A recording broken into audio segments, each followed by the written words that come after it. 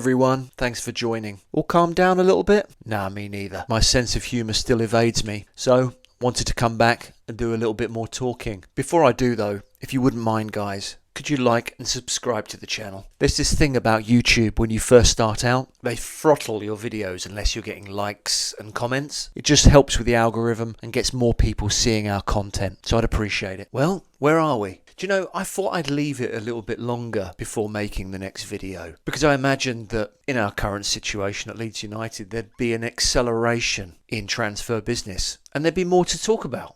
So, oh, for fuck's sake. Alas, it's not the case, is it guys? It really isn't the case. And I think we should all be very, very concerned. What I wanted to talk about today, with the lack of action, is the pressure that our board have put on themselves. We all welcomed the 49ers enterprise into the fold because we all felt Andrea Radrizzani was being a little bit Italian, so to speak. There was a little bit of Cellino starting to creep in his actions. And Victor Rutter was playing up in the stands. And it all felt a little too small for where we wanted to be. So when 49ers Enterprises raised their stake and took full control of Leeds United, I think we all took one big sigh of relief and saw the trajectory of our club increase significantly. Particularly when Parag Maratha started to speak about our situation. The Premier League needs us. They know they need us. He seemed very clear in what he wanted to do. He brought on lots of famous investors who will all like the limelight of the Premier League. All we needed was Shooter McGavin and we'd have had the whole set. I think you guys put something in the water.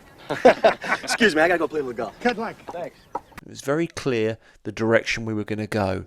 And the first couple of signings were quite exciting, weren't they?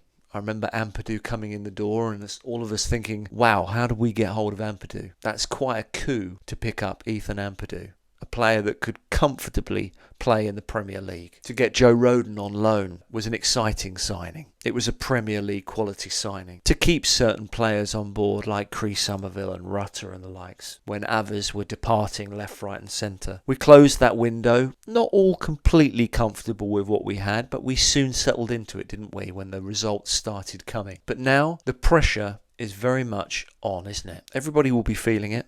The players, the management team, Daniel Farke and his coaches. But the people that should be feeling it the most are our board.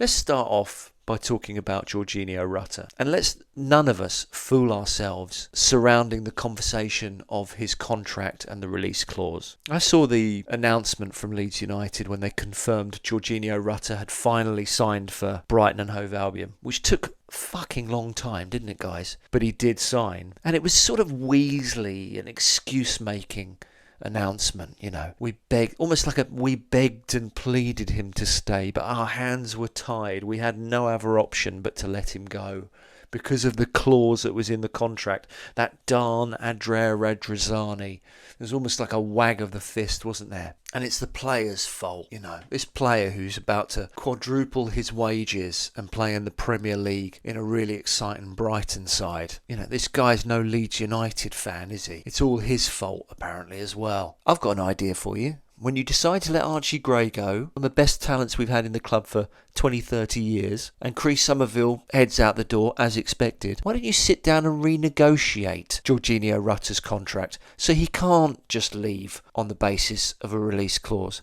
How about that? How about making him the highest earner at the club? But they're keeping very stum.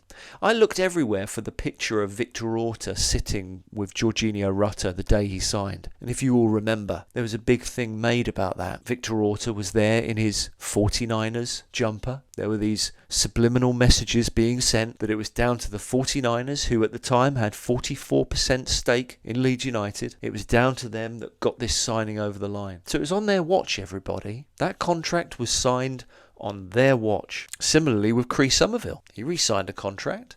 That was done when 49ers were in the building. There's a lot of past excuse making going on. I don't know about you guys. I don't like it. I much prefer to see a management team just front up and say that's the situation, we're now trying to fix it. So the pressure is firmly on this board and Daniel Farke. Daniel is very much the man front and centre. Talking of that, I've just got done watching press conference that Daniel Farke has held ahead of the Sheffield Wednesday game, and he was fielding the same questions as you'd expect. Where are the transfers, what's going on behind the scenes, questions about Georginio, Rutter and the likes. And he was fielding them with his very similar responses that he's been fielding them for the last couple of weeks. But it was interesting.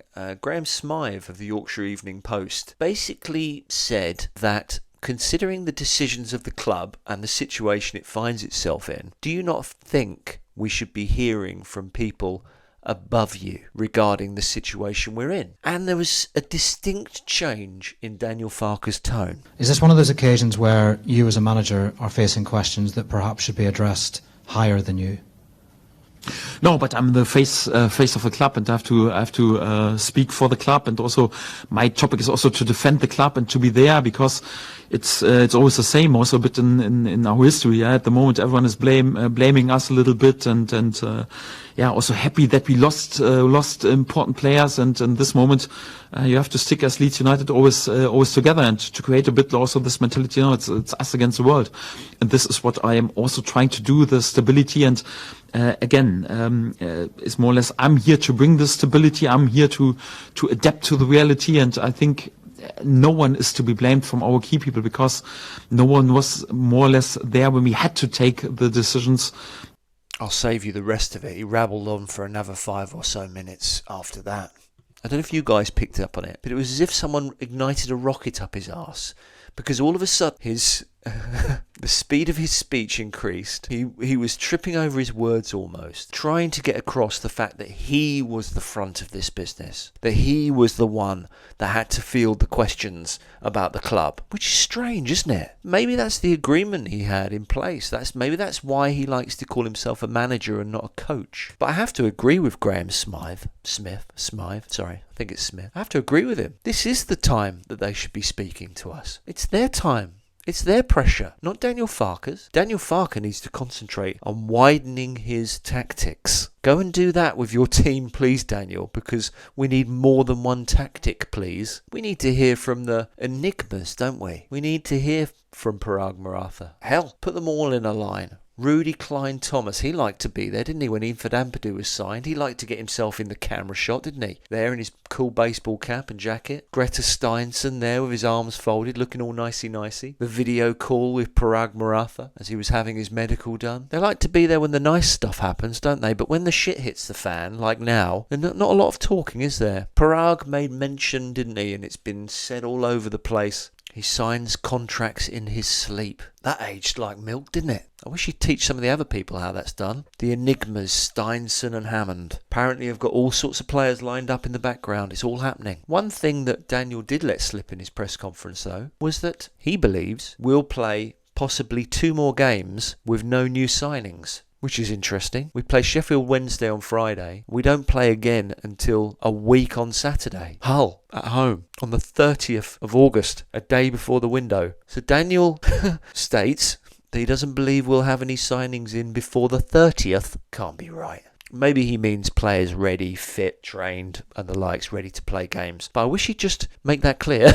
Make it clear, Daniel. No, I want to hear from Parag. I think he needs to come out, do an interview, talk to the people about what's happening behind the scenes, because all that we can see at the moment, big chunks of money coming in, and a lot of the fan base has started saying things like asset stripping. Well, I've worked for companies that do asset stripping, and it's nonsensical. I know these sorts of things happen when people feel uncertain, but there's no greater way of gaining money than to get this club to the Premier League. That obliterates all thought of asset stripping. What you make on asset stripping versus what you make getting in the Premier League is night and day. So, no, they're not asset stripping, but they're trying to be a bit too fucking clever. I think that's what's going wrong. Now, I'm hearing Manuel Benson. I don't know why Burnley would sell Manuel Benson to Leeds United. They're competitors for potentially being champions in this league. Ilan Cabal of Paris FC, not Paris Saint-Germain, which I got excited about for a split second. No, Paris FC, whatever club that is. That's in the second division in France. He's been mentioned. Sort of players that you find on Football Manager, you know, that have got really good stats, and when you're about to complete the signing, you find out he's been out for 18 years with a groin injury. Do you know what I mean? Anyway, he's come out of the ether, whoever he is. Never heard of him. Million Manhoof.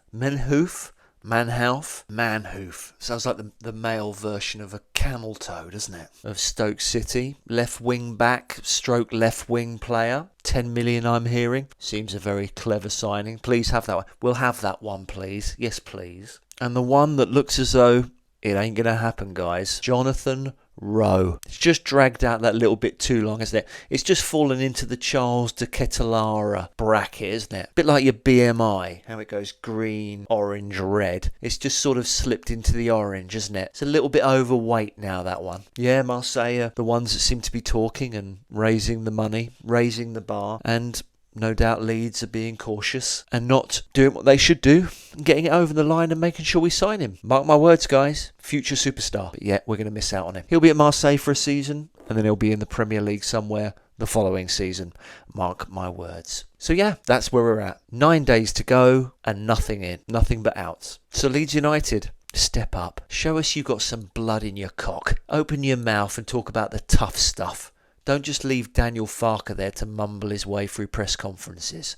Let's hear from you. Come on, I dare you. I double dare you. Anyway, guys, I'll leave you with some B-roll of the Leeds United transfer offices right now. God, I hope the next video is about a signing. I want to be positive. I want to feel the way I felt when that yellow kit came out. Remember that day, guys? I want to feel like the day we signed Ethan Ampadu. I want to feel like I did the day we beat Ipswich 4-0. I want to feel like the day when we went to Leicester and beat them. When we felt commanding, we felt special. I want to feel like that again. Not like a shower of shite. Like and subscribe, guys. Love you to bits, and I'm going to catch you soon.